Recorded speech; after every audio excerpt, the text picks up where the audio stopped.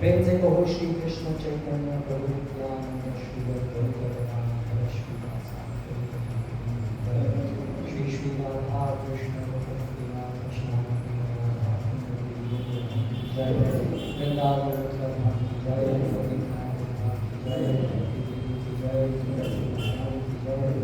समवेत गौर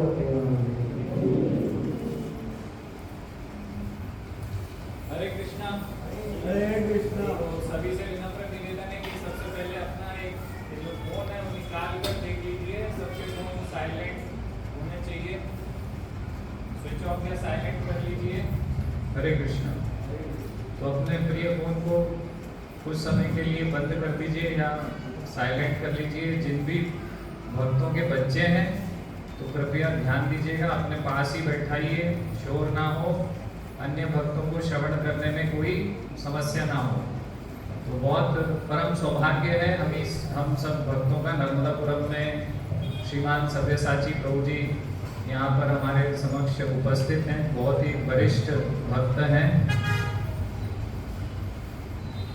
तो MBBS जब प्रभु जी कर रहे थे तब भक्तों के संपर्क में आए और जब उन्होंने MBBS अपना कंप्लीट किया तो पूर्णकालिक ब्रह्मचारी अपना जीवन समर्पित कर दिया कृष्ण भक्ति के लिए, अन्यों को प्रेरणा देने, मार्गदर्शन देने के लिए। युवाओं को प्रभु जी प्रशिक्षित करते हैं। हम देख रहे हैं भोपाल में बड़ा मंदिर स्थापित है और विग्रह भगवान के आ चुके हैं और बहुत अच्छे से सेवा चल रही है। और प्रभुपाद का जो एक विशेष मिशन है वर्णाश्रम व्यवस्था स्थापित करने, उसमें प्रभु जी का बहुत विशेष योगदान है। तो सभी बहुत ध्यानपूर्वक अगले कुछ समय एकाग्रता से प्रभु जी के श्रीमुख से जो वचन निकलेंगे, आशीर्वचन, उनको कृपया ध्यानपूर्वक सुनने का प्रयत्न कीजिएगा। हरे कृष्ण। ओम नमो भगवते वासुदेवाय। ओम नमो भगवते वासुदेवाय। ओम नमो भगवते वासुदेवाय।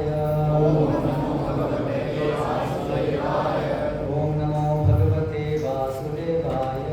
ओम नमो भगवते वासुदेवाय। श्रीमद् भगवद गीता तारूप अध्याय 11 विराट श्लोक क्रमांक 54। शब्द पाठ।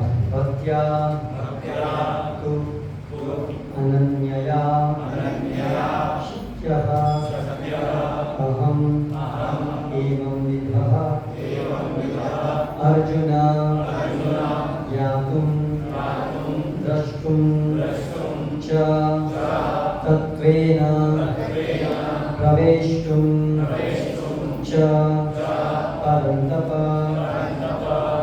भक्त्या त्वनन्यया शक्य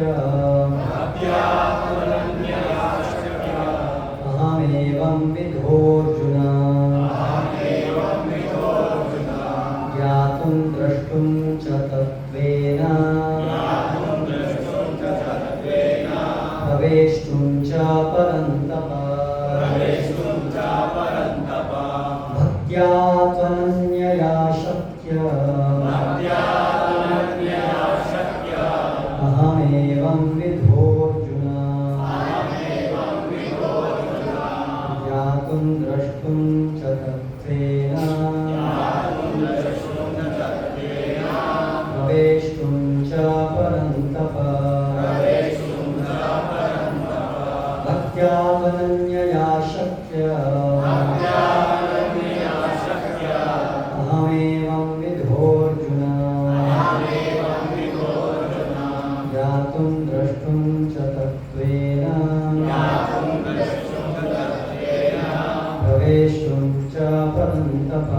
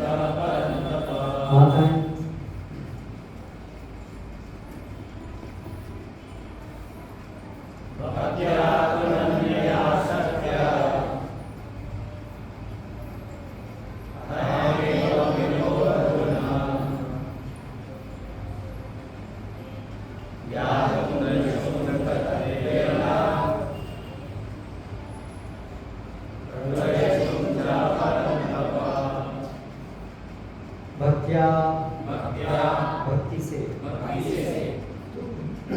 तो लेकिन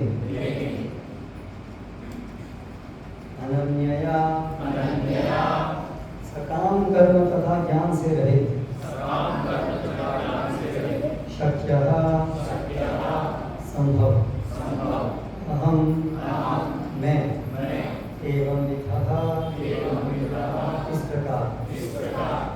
अर्जुन हे अर्जुन ज्ञातुम जानने द्रष्टुम देखने च तथा तत्वेन वास्तव में प्रवेशुम प्रवेश करने च भी परंतप हे बलिष्ठ भुजाओं वाले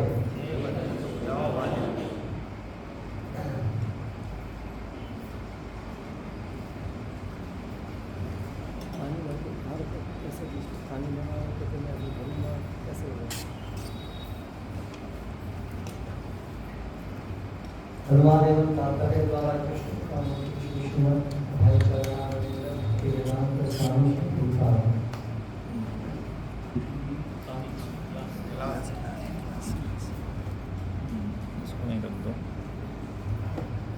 हे अर्जुन, केवल अनन्य भक्ति द्वारा मुझे उस रूप में समझा जा सकता है जिस रूप में मैं तुम्हारे समक्ष खड़ा हूँ, और इसी प्रकार मेरा साक्षात दर्शन भी किया जा सकता है। केवल इसी विधि से तुम मेरे ज्ञान के रहस्य को पा सकते हो। तात्पर्य, कृष्ण को केवल अनन्य भक्ति योग द्वारा समझा जा सकता है। इस श्लोक में वे इसे स्पष्टतया कहते हैं, जिससे ऐसे अनधिकारी टीकाकार जो भगवद गीता को केवल कल्पना के द्वारा समझना चाहते हैं, यह जान सके कि वे समय का अपव्यय कर रहे हैं। कोई यह नहीं जान सकता कि वे किस प्रकार चतुर्भुज रूप में माता के गर्भ से उत्पन्न हुए और फिर तुरंत ही दो भुजाओं वाले रूप में बदल गए। ये बातें न तो वेदों के अध्ययन से समझी जा सकती हैं, न दार्शनिक चिंतन द्वारा। अतः यहाँ पर स्पष्ट कहा गया है कि न तो कोई उन्हें देख सकता है और न इन बातों का रहस्य ही समझ सकता है। किंतु जो लोग वैदिक साहित्य के अनुभवी विद्यार्थी हैं, वे अनेक प्रकार से वैदिक ग्रंथों के माध्यम से उन्हें जान सकते हैं। इसके लिए अनेक विधि विधान हैं, और यदि कोई सचमुच उन्हें जानना चाहता है तो उसे प्रामाणिक ग्रंथों में उल्लिखित विधियों का पालन करना चाहिए। वह एक नियमों के अनुसार तपस्या कर सकता है। उदाहरणार्थ, कठिन तपस्या के हेतु वह कृष्ण जन्माष्टमी को, जो कृष्ण का विवाह दिवस है, तथा मास की दोनों एकादशियों को उपवास कर सकता है। जहाँ तक दान का संबंध है, वह बात साफ है कि उन कृष्ण भक्तों को यह दान दिया जाए जो संसार भर में कृष्ण दर्शन को या कृष्ण भावनामृत को फैलाने में लगे हुए हैं। कृष्ण भावनामृत मानवता के लिए वरदान है।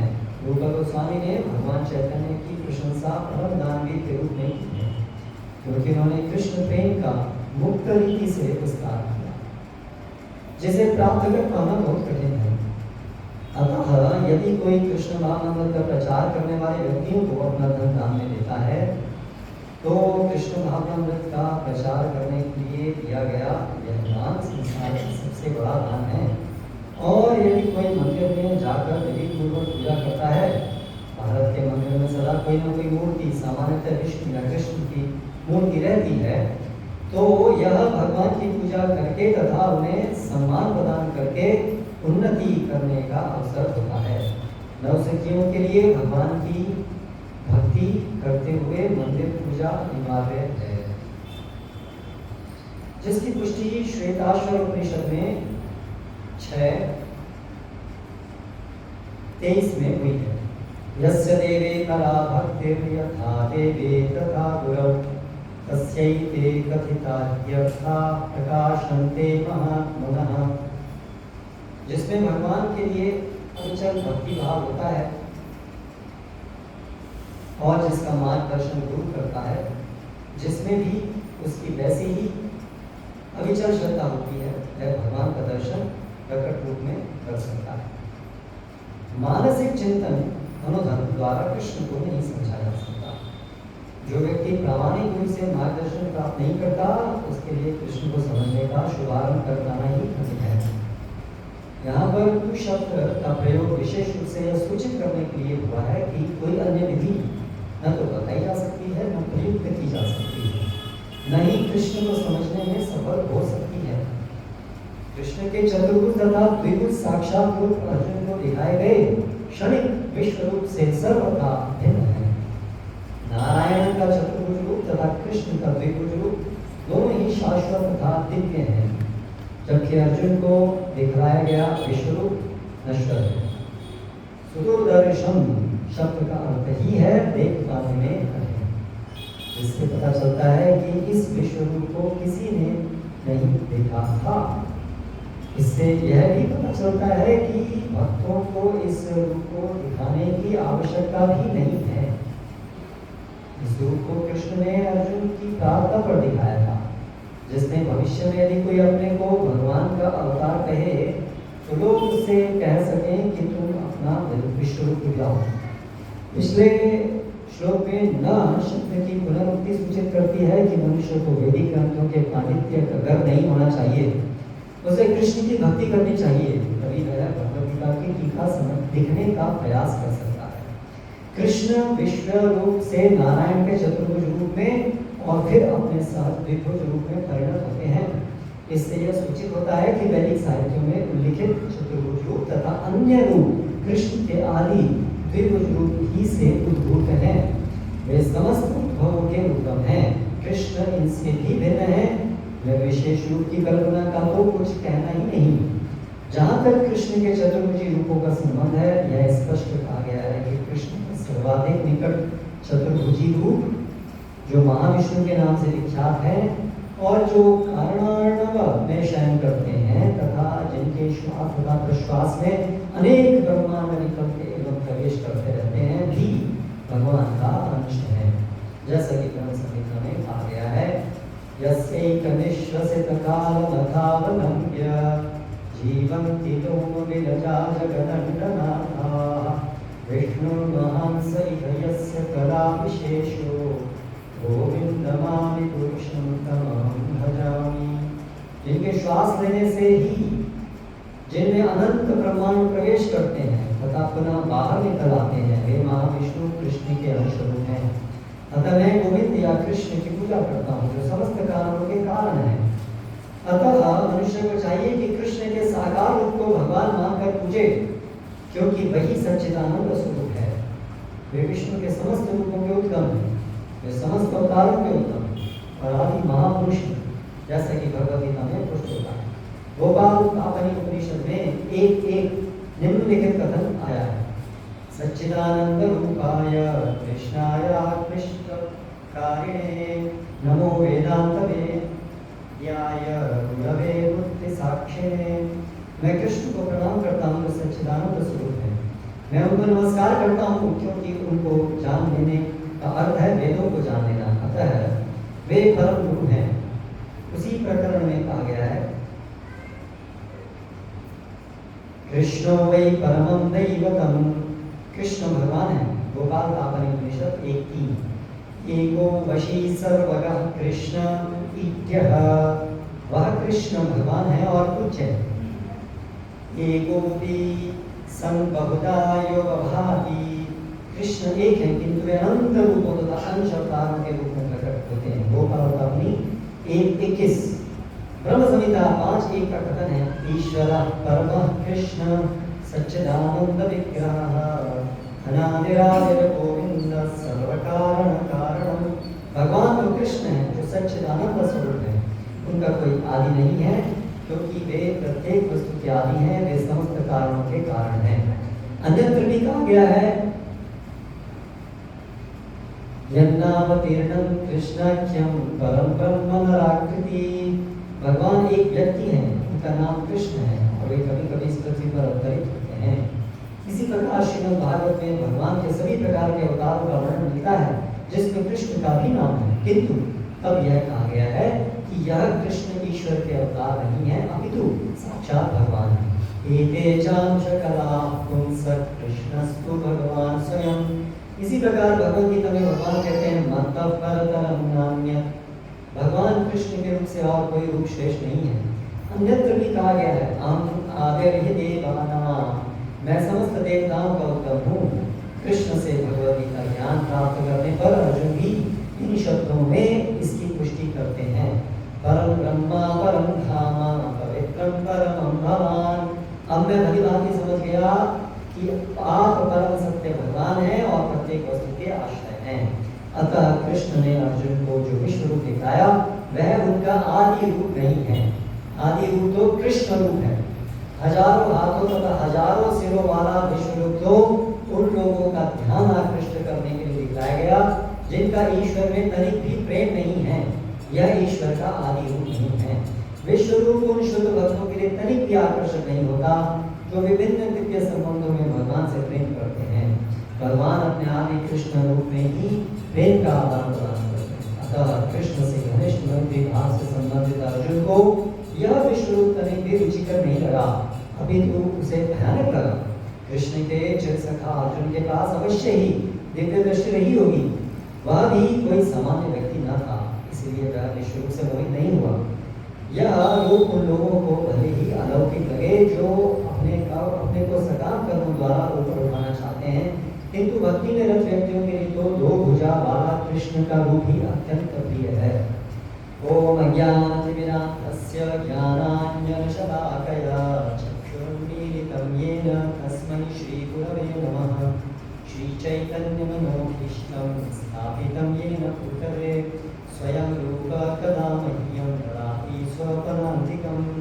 वन्देऽहं श्रीगुरो श्रीयुतपदकमलं श्रीगुरुं वैष्णवांश्च श्रीरूपं साग्रजातं सहगणरघुनाथान्वितं तं सजीवं साद्वैतं सावधूतं परिजनसहितं कृष्णचैतन्यदेवं श्रीराधा कृष्णपादान् सहगणललिता श्रीविशाखान्वितांश्च।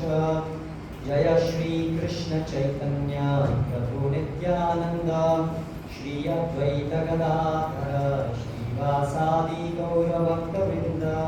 हरे कृष्णा कृष्ण कृष्ण हरे हरे, हरे राम राम राम हरे हरे।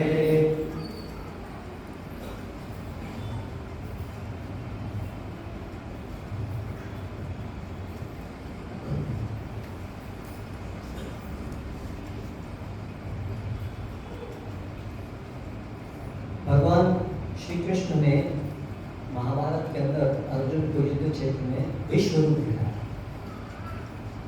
ये प्रसिद्ध है, भगवान ने विश्व रूप दिखाया। अर्थात क्या दिखाया? पूरा विश्व, समस्त ब्रह्मांड,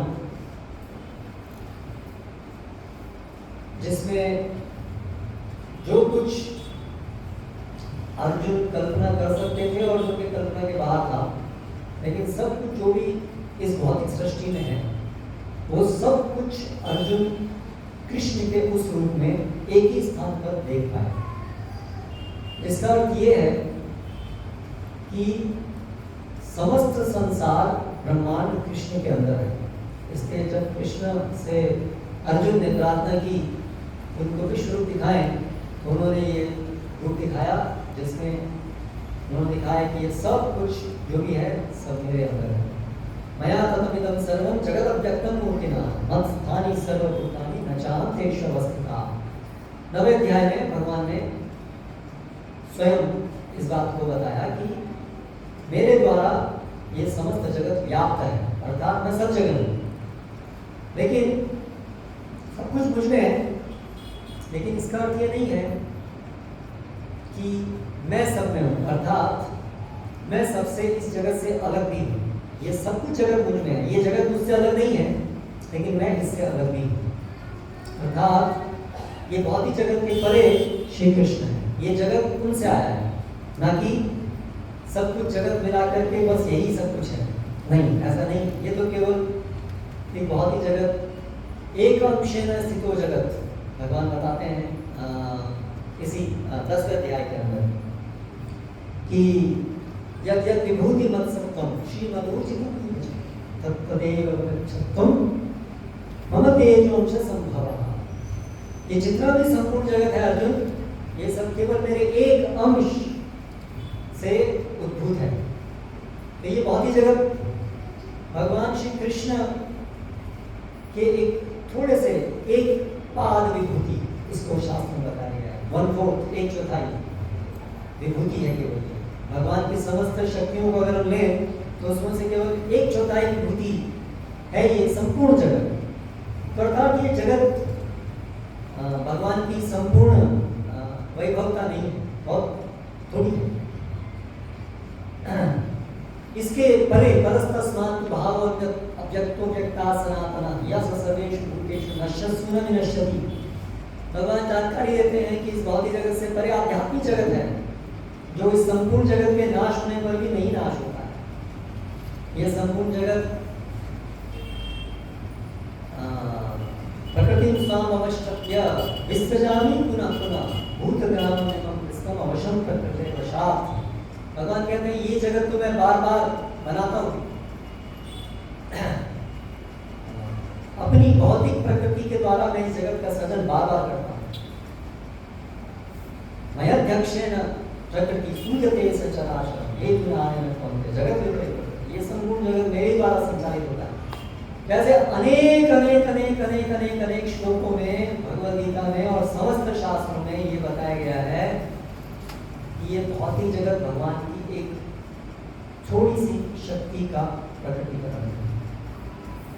इसके परे भगवान की अंतरंगा शक्ति है, जिसके द्वारा आध्यात्मिक जगत संचालित है, प्रकट है।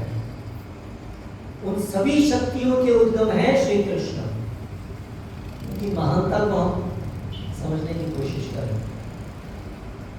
प्रभुपाद जी तात्पर्य में और यहाँ पर इस पूरे अध्याय का उद्देश्य है, क्योंकि अर्जुन ने भगवान से ये प्रार्थना की थी कि इससे पहले भगवान ने 10वें अध्याय में अपनी भगवान किस प्रकार से इस भौतिक जगत के अंदर जो लोग भगवान को साक्षात उनके दिव्य मूर्तिधर गिरधारी रूप में नहीं समझ सकते हैं, उनके हृदय अभी शुद्ध नहीं हुए हैं, उनकी बुद्धि, उनके नेत्र भौतिकता से लिप्त हैं। वे लोग भगवान के इस दिव्य रूप जो आध्यात्मिक जगत में भगवान जिस रूप से लीलाएं करते हैं, उस रूप को जानने में जो अक्षम है, उन लोगों के लिए इस भौतिक जगत के अंदर भगवान की शक्तियों के द्वारा भगवान का अनुमान लगाना चाहिए, ऐसी शास्त्र में बताए गए। जो भी कोई इस जगत के अंदर महानतम चीज हमें देखे, हम समझे ओ ये महानतम चीज भगवान की एक शक्ति है, तो भगवान कितने महान होंगे, ऐसा अनुमान वो लोग जो भगवान का साक्षात रूप के ऊपर श्रद्धा नहीं है, उसको जान नहीं सकते हैं, ऐसे लोगों के लिए ऐसी संस्कृति है। तो इस उद्देश्य से भगवान अर्जुन ने भगवान से इस जगत के अंदर भगवान की विभूतियां विशेष, सब कुछ भगवान का ही है, लेकिन उसमें से विशेष रूप से जैसे सूर्य भगवान के नेत्र के समान है, ऐसे विशेष जो इस जगत के अंदर आश्चर्यजनक चीजें हैं, उनके द्वारा हम विशेष रूप से भगवान को समझ सकते हैं, आरंभ कर सकते हैं समझना कि भगवान कितने महान होंगे। जब ये सूर्य केवल भगवान के नेत्र के समकक्ष है, तो भगवान कितने महान होंगे, ऐसा आरंभ कर सकते हैं समझना। इस उद्देश्य से 10वें अध्याय के अंदर अर्जुन ने विभूतियां पूछी, और फिर 11वें अध्याय के अंदर अर्जुन ने भगवान से कहा कि आप मुझे समस्त विभूतियों वाला आपका रूप दिखाइए, और फिर भगवान ने विराट रूप दिखाया, जैसे कि प्रभुपाद जी तात्पर्य में लिखते हैं। वो ऐसे लोग के लिए है जिनके अंदर भगवान के प्रति कोई भक्ति भाव नहीं है, भक्ति भाव नहीं है, उनके अंदर भौतिकता से लिप्त होने के कारण हृदय उनका बड़ा कठोर है, पत्थर की तरह से। इसीलिए वो भगवान का वो रूप नहीं देख सकते जिससे कि भगवान हमारे साथ आदान प्रदान करते हैं, जिन रूप के साथ हम, जिन रूप के प्रति हम प्रेम प्रकट कर सकते हैं, वो रूप तो वो नहीं समझ सकते, क्योंकि उनके हृदय के अंदर भगवान को प्रेम करने की कोई इच्छा नहीं है, उनके अंदर इस भौतिक जगत को भोग करने की इच्छा है। लेकिन थोड़े पुण्यवान हैं, इस भौतिक जगत को भोग करना चाहते हैं, लेकिन शास्त्रों के नियमों के अनुसार, या मुक्ति चाहते हैं, ज्ञानवान बनते हैं कुछ हद तक, इसलिए इस जगत में सुख नहीं है ऐसा उनकी समझ में आया है, और अभी वो इस जगत से जन्म चुके चक्र से निकलना चाहते हैं। बस उनके लिए यही अध्यात्म है। अध्यात्म की पराकाष्ठा उनके लिए है जन्म मृत्यु के चक्र से बाहर निकलना, इसको मुक्ति करना। वैसे बहुत थोड़े लोग हैं संसार में जो मुक्ति मुमुक्षु हैं, मुक्ति के प्रति मुक्ति की कामना करते हैं। ज़्यादातर लोग तो इस भौतिक जगत को सुख का स्थान समझते हैं, और इस भौतिक जगत में सुख के प्रयास करते हैं, उनमें से ज़्यादातर लोग नास्तिक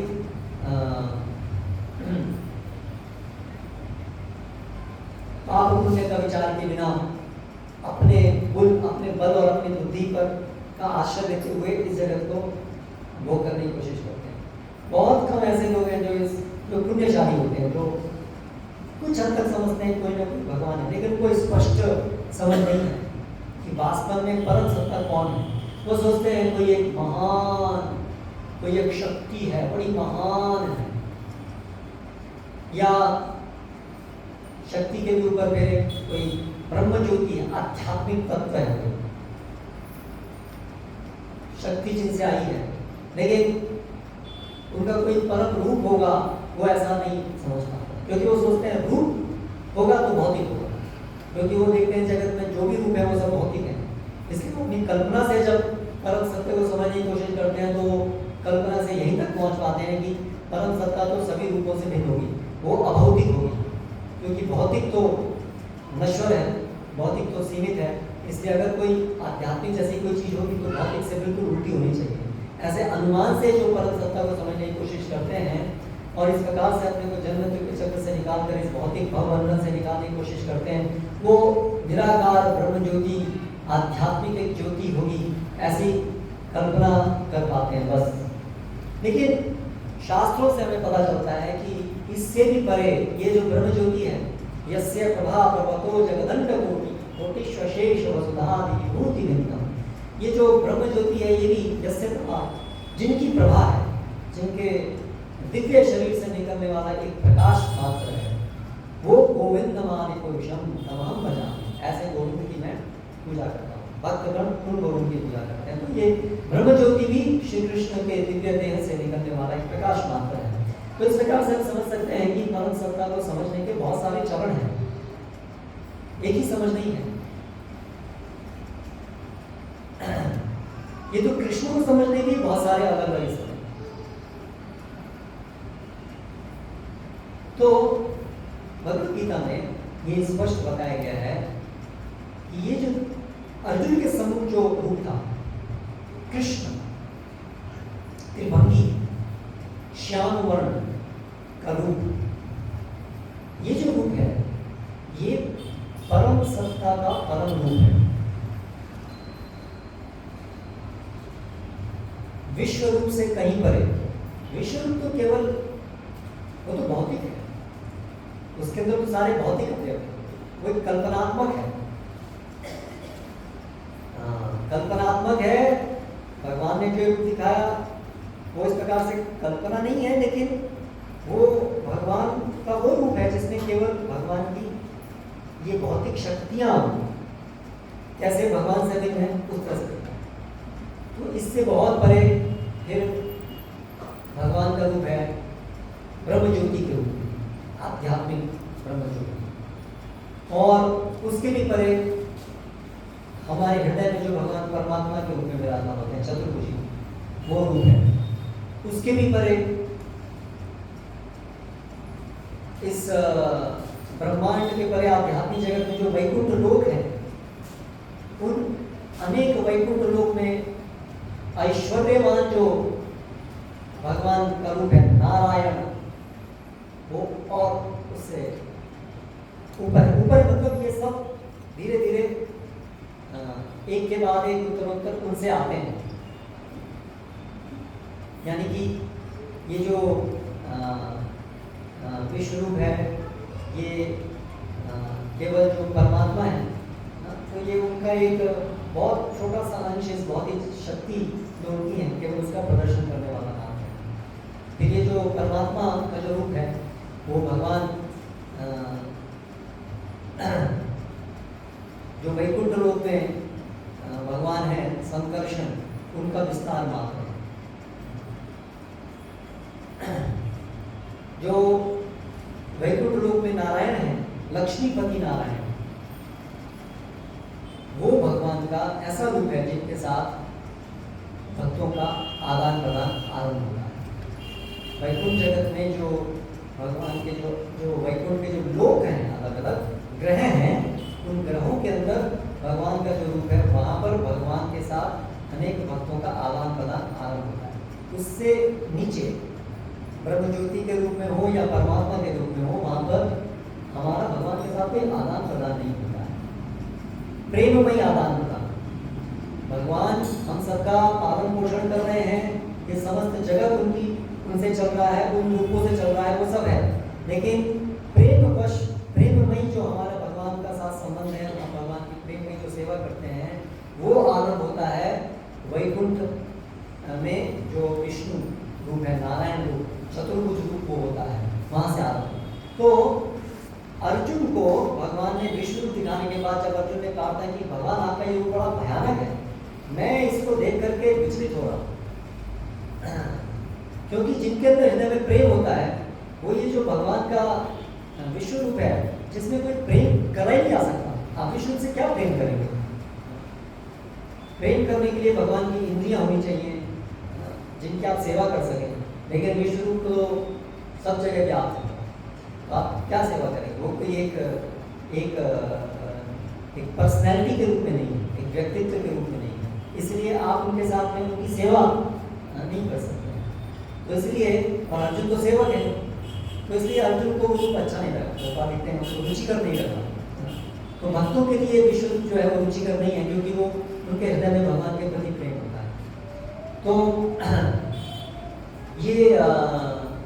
ये विश्व रूप और उसके ऊपर ब्रह्मज्योति और उसके ऊपर वैकुंठ। अभी ये जो वैकुंठ के अंदर नारायण रूप है, चतुर्भुज रूप है, ये ऐश्वर्यवान, अर्थात इस रूप में जब भगवान वहाँ होते हैं तो वो नारायण समस्त जगत के उत्तम हैं, ऐसा वहाँ उस रूप से वो चीज प्रदर्शित होती है। और जो भी वैकुंठ जगत में निवासी हैं, वे इस बात को से सचेत रहते हैं कि ये जो नारायण है, ये आदि, ये सब, ये भगवान है, ये परम पुरुष भगवान है। इस प्रकार से ये ऐश्वर्यवान है। तो ऐसे शास्त्रों के द्वारा सही प्रकार से जो जानते हैं वैकुंठपति को, लेकिन उन सही, एक प्रकार से सही जानने वालों में भी ज़्यादातर लोग ये जानते हैं कि ठीक है, ये विश्व रूप जो है वो अंतिम रूप नहीं है और चतुर्भुज रूप है भगवान का, एक व्यक्ति है भगवान। व्यक्ति, भगवान केवल एक शक्ति या केवल ब्रह्मज्योति नहीं है, भगवान एक व्यक्ति है, द्वितीय व्यक्ति, पुरुषोत्तम, उत्तम व्यक्ति। लेकिन भगवान एक व्यक्ति है, भगवान की इंद्रियां हैं, भगवान का व्यक्तित्व है, हमारा व्यक्तित्व है इसीलिए क्योंकि भगवान का व्यक्तित्व है, ये वो जानते हैं। लेकिन उनमें से भी ज़्यादातर लोग ऐसा जानते हैं कि ये जो वैकुंठ के अंदर चतुर्भुजी रूप है भगवान का, ये नारायण रूप, यही सभी अवतारों का स्रोत है। और कृष्ण जो द्विभुज रूप में अवतरित होते हैं इस धरातल के अंदर, जैसे कि 5000 साल पहले मथुरा के अंदर भगवान प्रकट हुए, वो जो कृष्ण रूप है वो भी इन चतुर्भुजी नारायण रूप का एक अवतार है।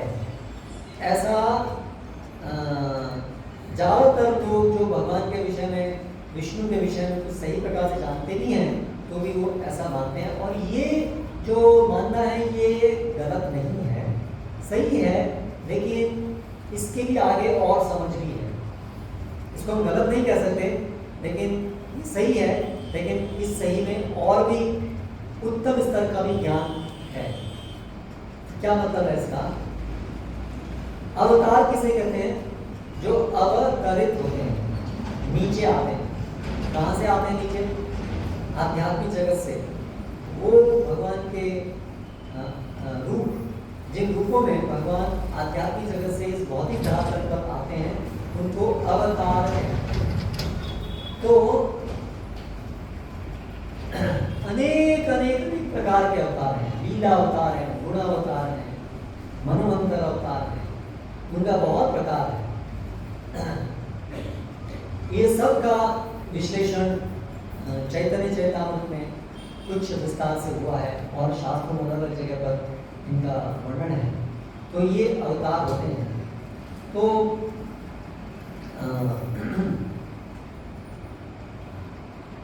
ये सभी जो अवतार हैं, ये सभी भगवान का जो इस भौतिक जगत के अंदर जो कारणोदकशाई विष्णु रूप है, परमात्मा जो ने कहा वो तीन, उनके परमात्मा के तीन प्रकार हैं, तीन रूप हैं उनके।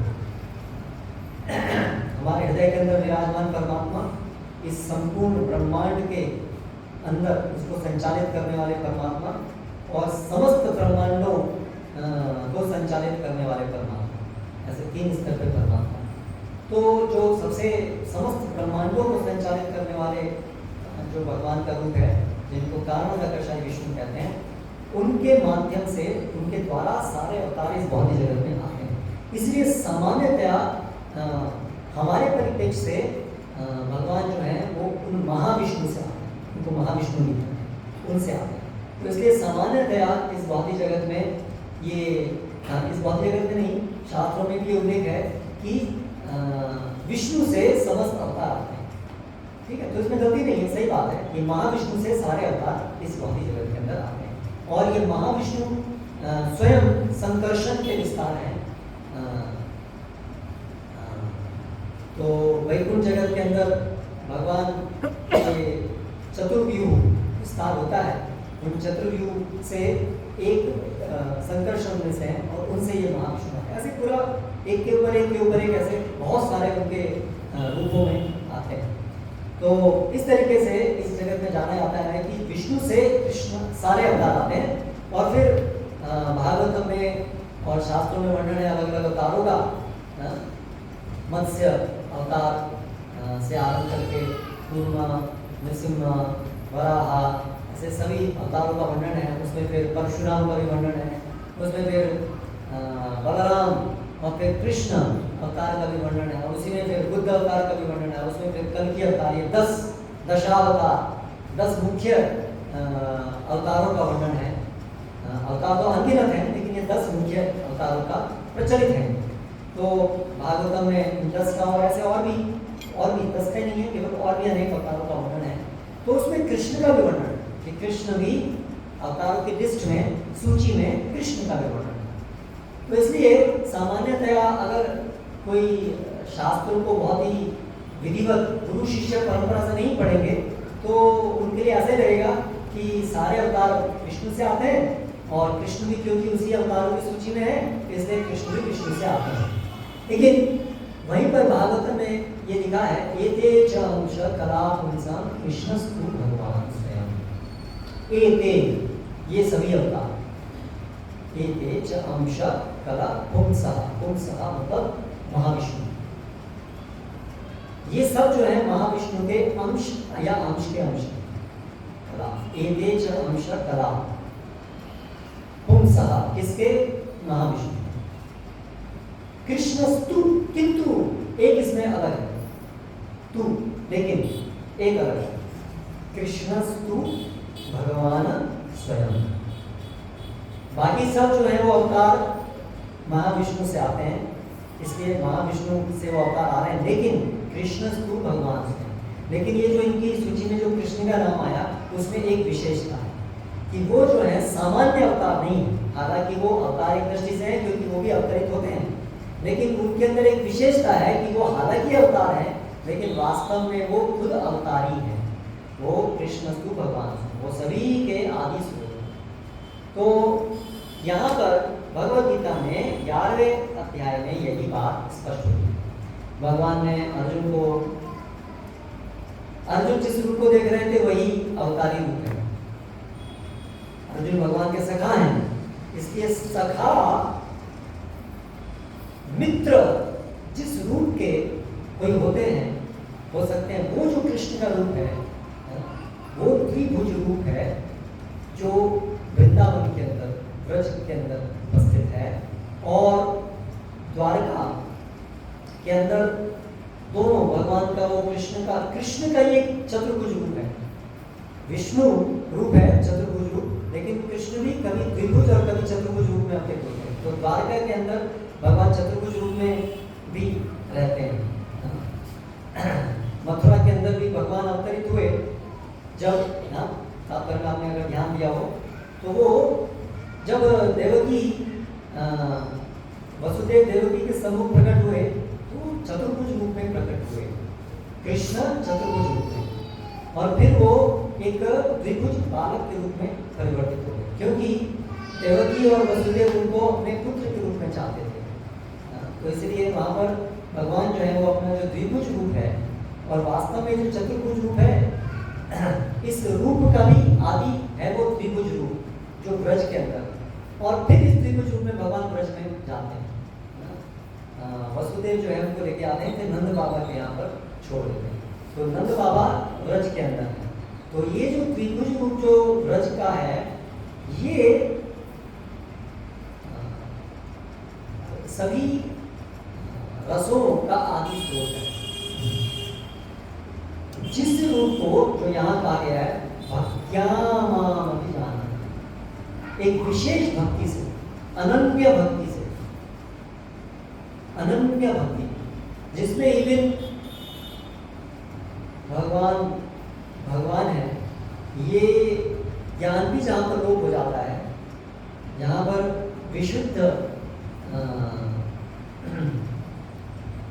भगवान के माधुर्य से प्रेरित होकर के जहाँ भगवान की भक्ति होती है, सेवा होती है, जहाँ पर भगवान सबके आदि स्रोत है, ये ज्ञान भी लोप हो जाता है।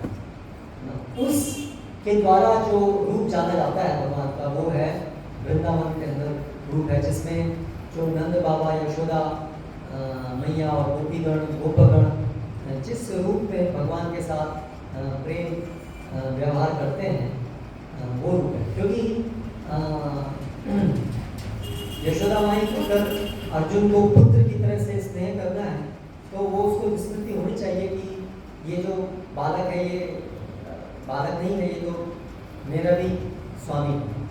अगर ऐसा उनको बोल रहेगा तो वो कैसे एक बालक के रूप में कृष्ण के साथ व्यवहार कर पाएंगे। तो इसलिए जो ब्रजवासी गण हैं, उनके लिए योग माया शक्ति से ये ज्ञान का लोप हो जाता है। तो ये सब बहुत सारे रहस्य हैं। तो हम सब वास्तव में भगवान से प्रेम करने के लिए, ऑफ कोर्स उससे पहले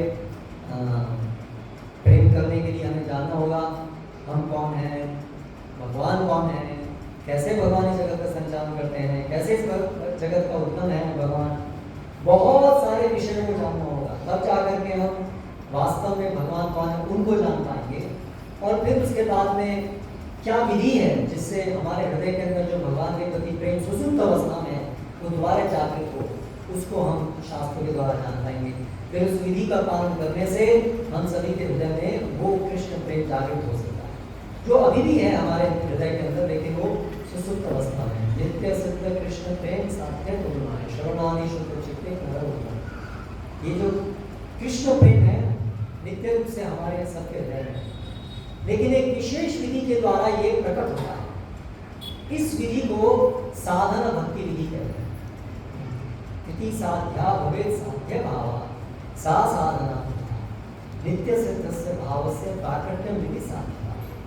तो रूप गोस्वामी जो हमारे महान आचार्य हैं, यहाँ पर आप देखें षड गोस्वामी, उनमें रूप गोस्वामी अग्रणी आचार्य हैं।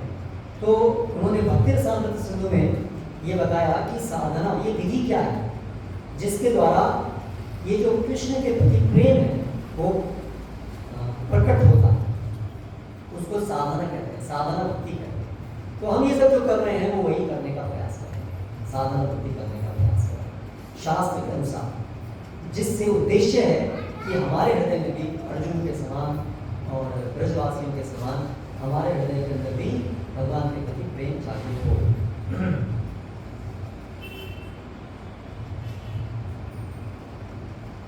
भगवान के प्रति प्रेम जागृत होने पर इस भौतिक जगत से छुटकारा तो अनायास हो जाता है। अनायासे भवक्षय कृष्ण रसे बने, भगवान नाम लेने से अनायास ही संसार का क्षय, जन्म मृत्यु का चक्र खत्म होता है, अनायास। वास्तविक हेतु है कृष्ण प्रेम प्राप्त करना, लेकिन ये जो साधना भक्ति है, करने से कृष्ण प्रेम मिलने के साथ साथ अपने आप जन्म मृत्यु का नाश, जन्म मृत्यु के चक्र का नाश हो जाता है। तो हमें इस भौतिक जगत से निकलने के लिए बड़ी प्रगाढ़ इच्छा होनी चाहिए, क्योंकि ये भौतिक जगत केवल सुखाने में शाश्वत है। लेकिन केवल इस भौतिक जगत से निकलने की इच्छा नहीं होनी चाहिए बात, बल्कि हमारी जो मूल अवस्था है, कृष्ण से प्रेम करने की अवस्था, उसको प्राप्त करने की इच्छा मुख्य होनी चाहिए। प्रेम मतलब कृष्ण के सेवक के रूप में कृष्ण को सुख प्रदान करना, इसको प्रेम। हम सब इस भौतिक जगत में अपनी इंद्रियों को संतुष्ट करने में लगे हुए हैं। हम सोचते हैं ये सुख का मार्ग है, ये दुख का मार्ग है। सुखानि कर्माणि करोति लोके न तै सुखम नन्यथा आपद उपारमं वा विन्देत भूयस्ततैव दुःखम यतत्र युक्तम भगवान वदेन्ना। भागवत में बताया है, सुखानि कर्माणि करोति लोके, इस संसार में लोग सुख के लिए प्रयास करते हैं। सुखानि कर्माणि करोति लोके न तै सुखम, लेकिन उससे सुख प्राप्त नहीं होता है। बहुत ध्यान देने की बात है। सब सुख के लिए कार्य करते हैं, लेकिन शास्त्र बताते हैं उससे कोई सुख प्राप्त नहीं होता। हम देखते नहीं। न तै सुखम अन्य उपारमं वा, न सुख प्राप्त होता है न दुख के कारणों का निवारण होता है। तो फिर क्या प्राप्त होता है? विन्देत भूयस्ततैव दुःखम, उससे और अधिक दुख प्राप्त होता है। बहुत पते की बात है। सुख का प्रयास करते हैं, मिलता है और दुख, ये समझना है। इसलिए यतत्र युक्तम भगवान वदेन्ना, इसलिए आप हमें तो वो मार्ग बताइए जो युक्त हो, जिससे वास्तविक सुख प्राप्त हो सके। तो ये भौतिक क्रियाकलापों से कोई सुख प्राप्त नहीं होगा। भौतिक सुख प्राप्त करने के प्रयासों से सुख नहीं, दुख प्राप्त होगा।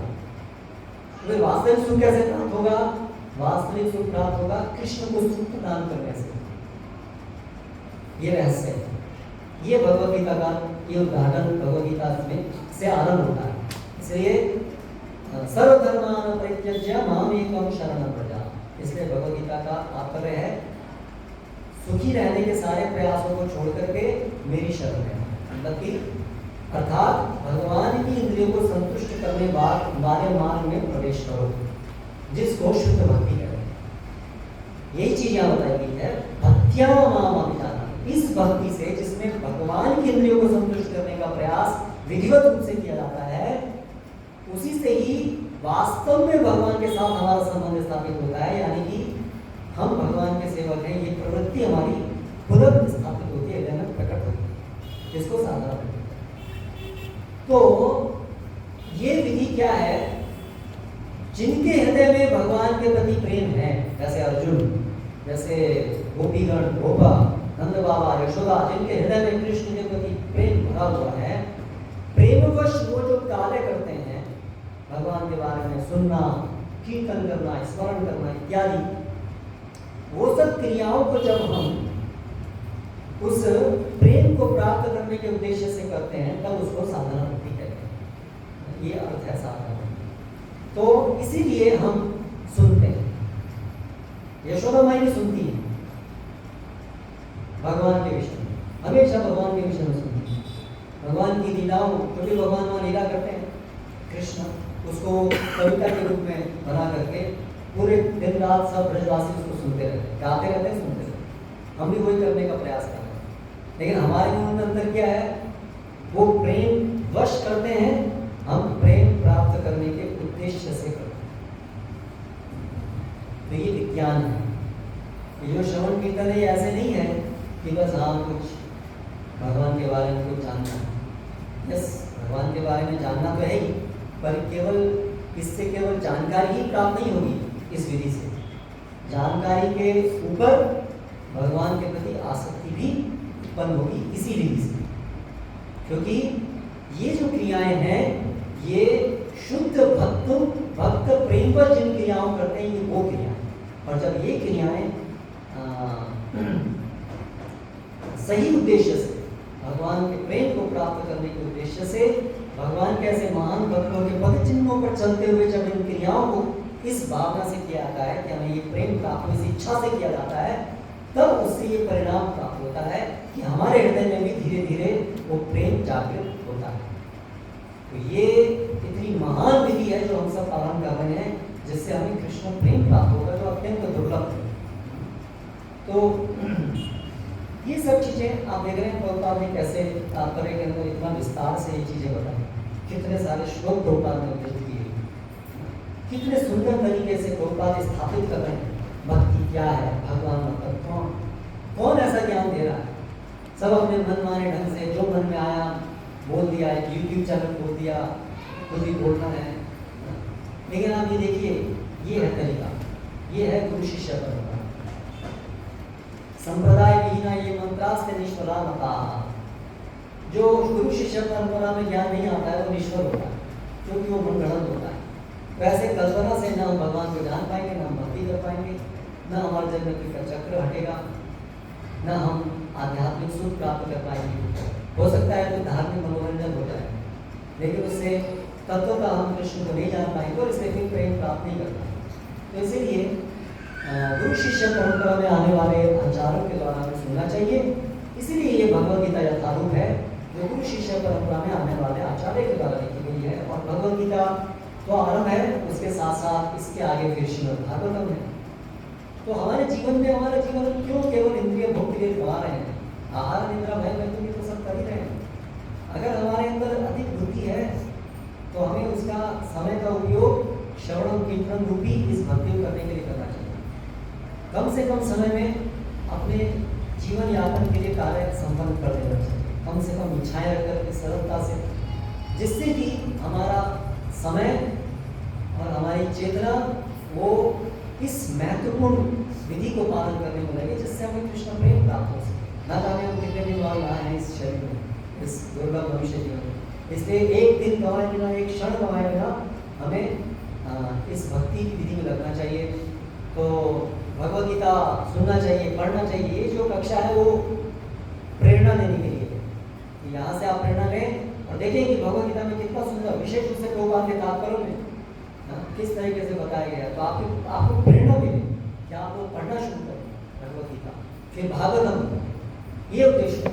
अगर आप यहाँ आते हैं जब यहाँ आते हैं सुनते हैं, आपको हो गए 1 साल हो गया, 2 साल हो गया, 3 साल हो गया, फिर भी आप घर जाके कोई नियमित पढ़ना शुरू नहीं किए, तो लगता है आप फिर यहाँ करके ज़्यादा सोते रहते हैं। क्योंकि उसका प्रभाव होना चाहिए कि आपके अंदर इतनी प्रेरणा उत्पन्न होनी चाहिए कि मैं हर दिन पढ़ूँ इसको, नित्यम भागवत से। तो क्यों हम फिर केवल एक गुरुवार में, सप्ताह में बस एक दिन, ये तो आरंभ करने के लिए है।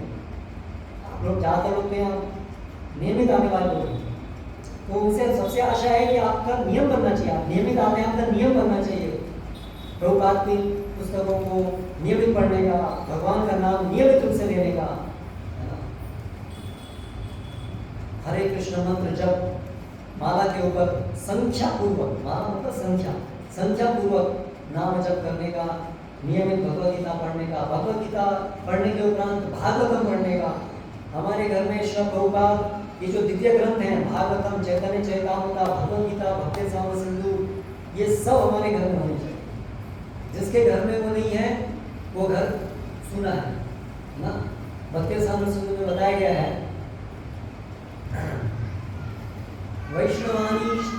वैष्णवानी तु शास्त्राणि यह पठन्ति शृण्वन्ति च।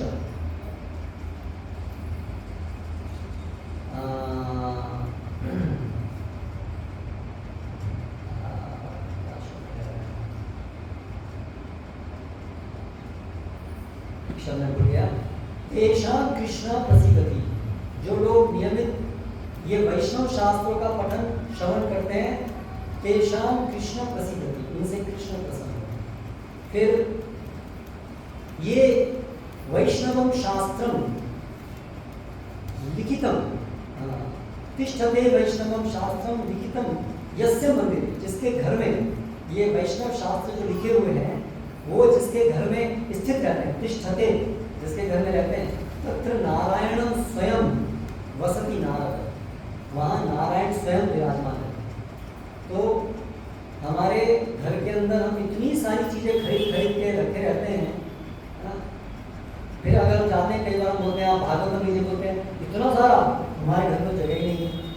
तो घर में जो कूड़ा करकट है, ठीक है, कुछ चीज़ें काम की होंगी, लेकिन बहुत सारी कपड़े बहुत सारे हैं, जूते बहुत सारे हैं, तो उनको हटा करके हमें अपने घर में श्रीमद् भागवतम जो भगवान का स्वरूप है उनको रखना चाहिए। तो जिस घर में श्रीमद् भागवतम भगवद गीता ये सब नहीं है, वो घर नहीं, वो व्यर्थ है। आपने अपना पैसा घर बनाने में आप व्यर्थ में गवा रहे हैं।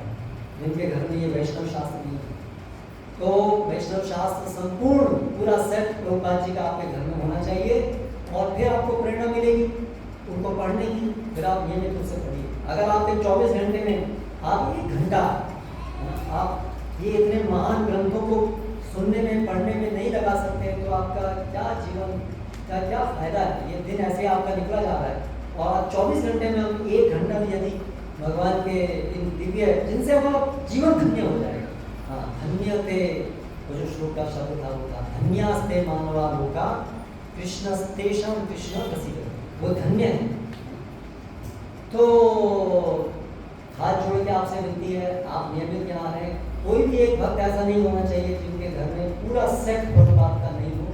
अगर आप नियमित आ रहे हैं, इतने दिन से आप सुन रहे हैं प्रभुपाद की वाणी को, इतनी सुंदर वाणी को, तो कृपया व्रत लीजिए, पूरे आपका प्रभुपाद जी की समस्त पुस्तकें आपके घर में हो, और आप उनका नियमित अध्ययन करें, नियमित जप करना आरंभ कीजिए, और कुछ सेवाएं लीजिए। जो और नियमित आ रहे हैं, कुछ कमिटमेंट लीजिए, कुछ सेवा शुरू कीजिए, निश्चित कमिटेड सेवा, कुछ क्या बोलेंगे उसको, कमिटमेंट,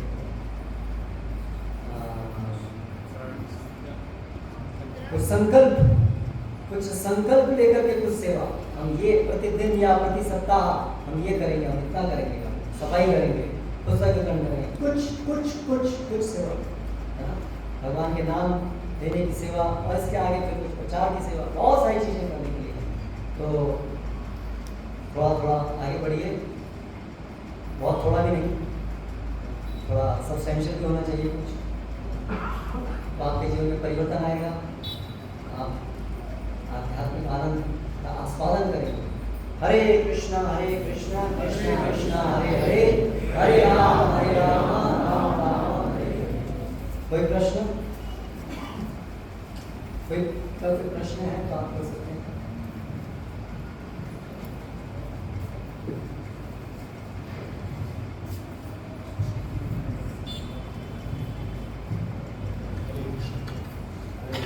हरे, इस क्षेत्र में कई लोग जो होते हैं वो मिलते हैं, बहुत प्रश्न में राधे राधे का उच्चारण करना मैंने देखा, सभी लोग हमको देख के बोलते हैं।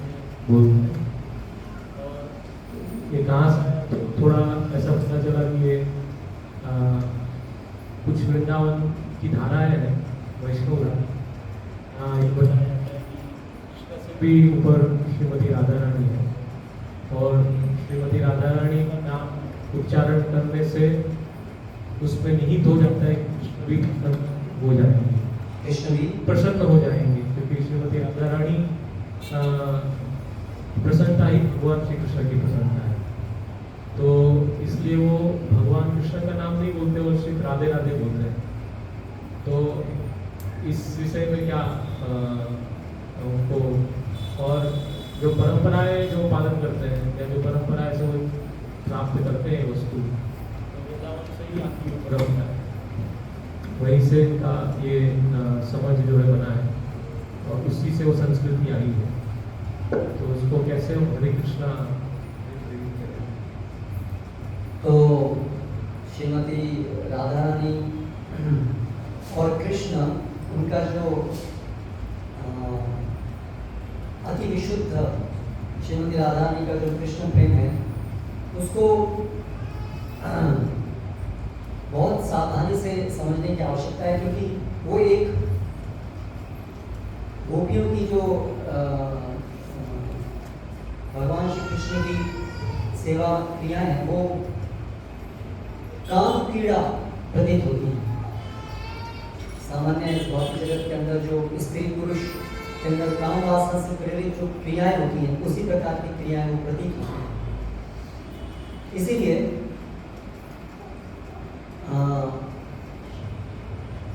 वो परम गोपियों की सेवा भक्ति और उनमें भी श्रीमती राधा रानी की जो सेवा है वो परम है।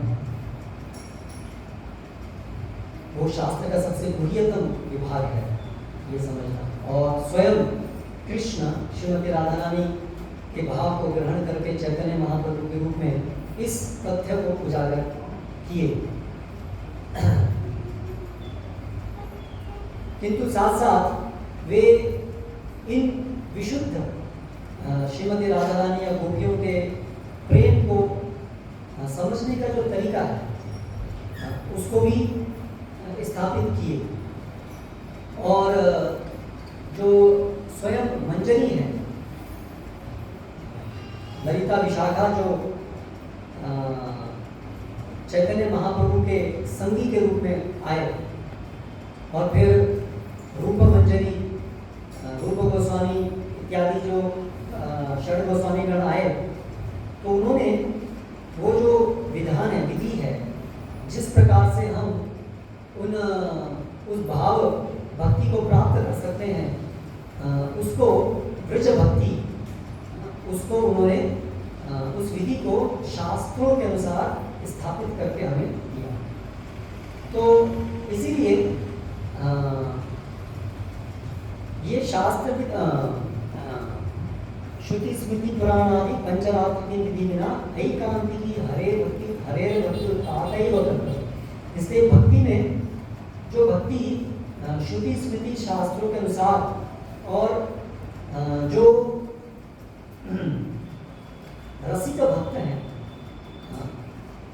उनमें जो शिरोमणि रूप गोस्वामी साहब, जिन्होंने पूरे वृंदावन के अंदर, जो आज हम वृंदावन जो जानते हैं, जो वृंदावन में जो सारी कृष्ण की स्थली जिन्होंने उजागर की है, ऐसे रूप गोस्वामी, सनातन गोस्वामी के पद चिन्हों पर चलकर हम वास्तव में श्रीमती राधा रानी की शरण ग्रहण कर सकते हैं। तो वास्तव में श्रीमती राधा रानी का जो नाम है वो परम आश्रय है। लेकिन जो केवल राधा रानी का नाम जो बोलना है,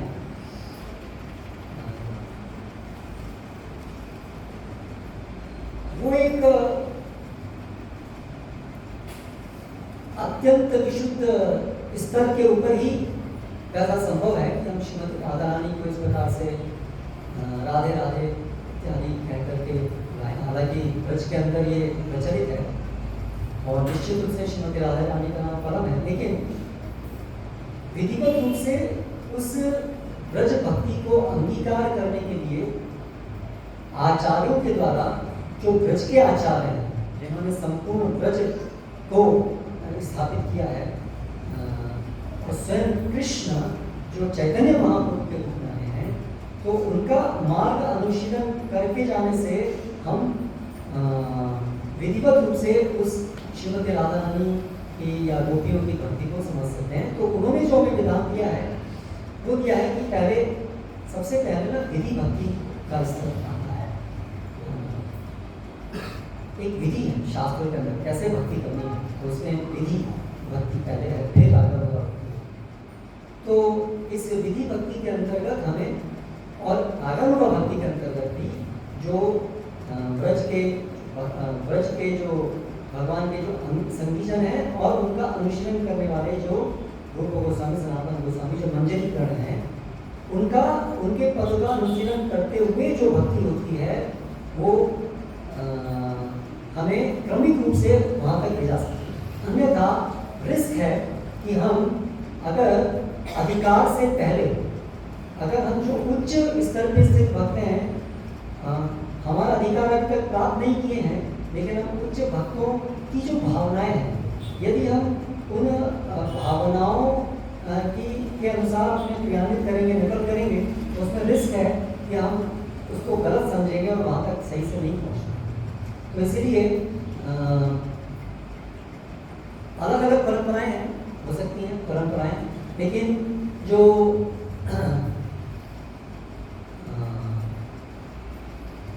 रूप गोस्वामी, सनातन गोस्वामी जो उस स्थापित करने वाले आचार्यगण हैं,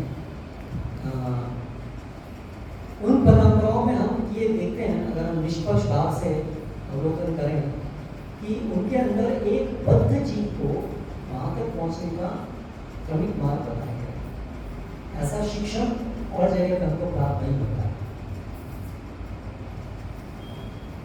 भगवान के महानतम भक्तों का गुणगान है, ब्रज भक्ति का गुणगान है, लेकिन वो गुणगान संकीर्तन पूर्ण होता है जब किस स्तर पे किस प्रकार की भावना से क्या किया जाना चाहिए, जब वो होता है तब वो पूर्ण बनता है, तब हम उसको अनुशीलन कर पाते हैं और तब वहां तक पहुंच पाते हैं। क्योंकि ये सब कृष्ण नाम, राधा नाम, इनके अंदर अपराध का भी ध्यान रखना चाहिए। अपराध रहित होकर के ये नाम लेने से हम विशुद्ध कृष्ण प्रेम प्राप्त कर सकते हैं। तो इसीलिए जो आचार्यों से, ये जो वैष्णव आचार्य से जो परंपराएं आ रही हैं, उनकी विशेषता ये है, अपराध रहित होकर के नाम लेना सिखाते हैं। अपराध क्या है, वो मनोवृत्ति क्या होनी चाहिए। तो सामान्यतः कोई भी आदमी राधे राधे बोल सकता है, लेकिन अपराध रहित होकर के नाम कैसे बोलना है, उसके लिए शिक्षण चाहिए। उसके लिए शास्त्रों का हमें क्या अपराध होते हैं, किस किस क्या क्या मनोवृत्ति होनी चाहिए, उसको समझना जरूरी है। उसको समझ करके धीरे धीरे अपराधों से रहित होकर के जब हम उस स्तर पर पहुंचेंगे, तब वो नाम हम लेंगे तो वो शुद्ध परम कृष्ण प्रेम को प्रदान करने वाला हो। लेकिन अगर हम अधिकार से पहले अपराध बुद्धि युक्त अगर हम नामों को लेंगे, तो फिर उसका वो फायदा हमको पूर्ण रूप से नहीं प्राप्त होगा। तो इसलिए हमारे लिए श्रेष्ठ है कि हम प्रथम जो है राधा रानी का नाम कृष्ण के साथ हरे कृष्ण महामंत्र के अंतर्गत जो है, जिसमें हम भगवान और उनकी अंतरंगा शक्ति, उन दोनों को सामूहिक रूप से उनसे प्रार्थना करते हैं, वो जन सब के लिए उस प्रकार से आरंभ करना, उस प्रकार से लेना वो श्रेष्ठ है। उसमें श्रीमती राधा रानी का नाम है, किंतु वो उस तरीके से है जिसके अंतर्गत जो हमें पहले जानना जरूरी है कि राधा रानी कौन है, वो कृष्ण के साथ उनका क्या संबंध है, उस प्रकार से वो हरे कृष्ण मंत्र है। और ये जो हरे कृष्ण मंत्र है, ये शास्त्रों के अंदर विशेष रूप से वर्णित है। इति षोडशकम नाम कलि कर्मशनाशनम, ये 16 शब्दों का जो महामंत्र है, ये शास्त्रों के अंदर वर्णित है, जो कलि का कर्मश को नाश करने का तरीका। यानी कि यस, श्रीमती राधा रानी का नाम परम है, किंतु हम बद्ध जीवों के लिए जो नाम जिससे हम वास्तव में ब्रज भक्ति के अंदर प्रवेश कर पाए, वो ये महामंत्र है। और इसके साथ साथ जुड़ी हुई ये पूरी समझ है जो भगवद गीता से आरंभ होती है, तब हम विधिवत वास्तव में ब्रज के अंदर प्रवेश कर पाएंगे। तो इसलिए हमें हरे कृष्ण महामंत्र लेना चाहिए, हमारा अधिकार वहां से आरंभ होता है, हमें वो लेना चाहिए। हरे कृष्ण। और कोई प्रश्न?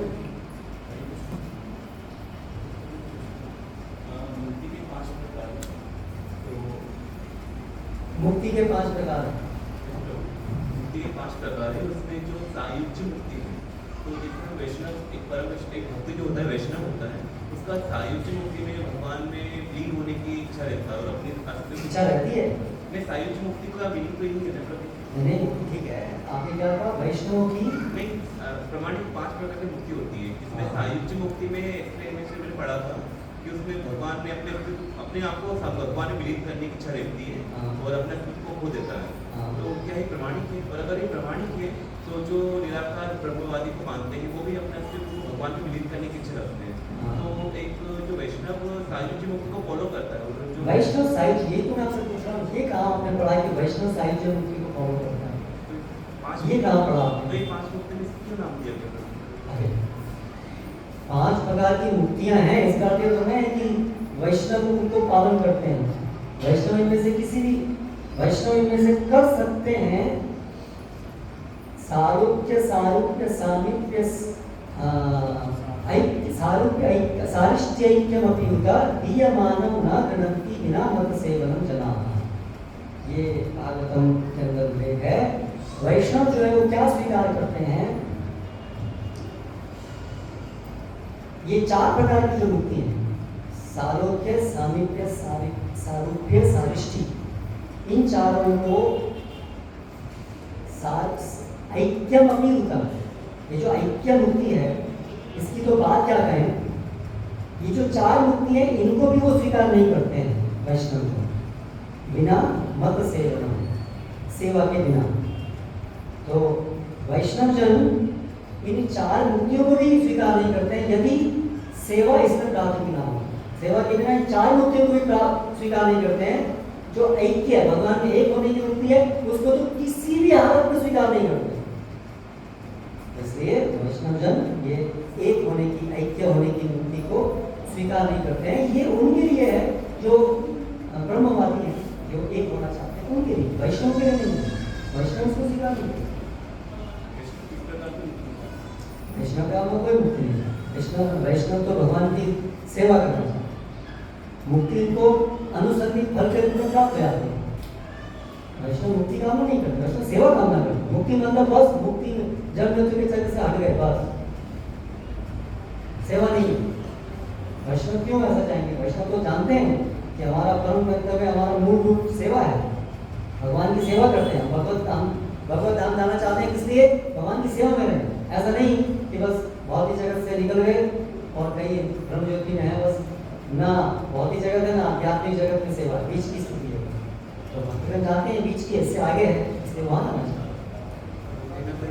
हमारी इच्छा सालों की मुक्ति के अंतर्गत आता है, क्योंकि भगवान के धाम में जाना आपकी होगी, सबके लिए क्यों कह रहे हैं? नहीं, भगवान के धाम में जाना चाहते हैं, किस लिए? सेवा करने के लिए। हम भगवान के धाम में पर से अपने आप से नहीं, केवल भगवान के धाम में जाना चाहते हैं। जो भगवान के धाम में भी जाना जो चाहते हैं, अगर साथ सेवा करने की इच्छा वहाँ प्राथमिक है, तो वो भी वैष्णव एक प्रकार, एक स्तर के वैष्णव, वो भी वैष्णव कहते, उन्हें भी कहा जाता है। लेकिन वो परम शुद्ध वैष्णव नहीं। जो ऐकांतिक का भक्त है, वैष्णव में शुद्ध भक्त है, वो कोई भी मुक्ति की, भगवान के धाम में जाना, हम जब कहते हैं हम भगवान धाम जाना चाहते हैं, वो कहने का आशय है कि हम आपकी सेवा करना चाहते हैं। इसलिए चैतन्य महाप्रभु ने क्या बोला, ना धनम ना जनम ना सुंदरी कविताम वा जगदीशताम ममा ममा जन्मनी जन्मनीश्वरे, जन्म जन्मांतर आप मुझे आपकी सेवा दें। तो जब हम कहते हैं कि हम भगवत धाम जाना चाहते हैं, इसका कहने का तात्पर्य ये है कि हम भगवान की सेवा करना चाहते हैं, और जहाँ सेवा है वो भगवान का धाम है, ये उसका आशय है।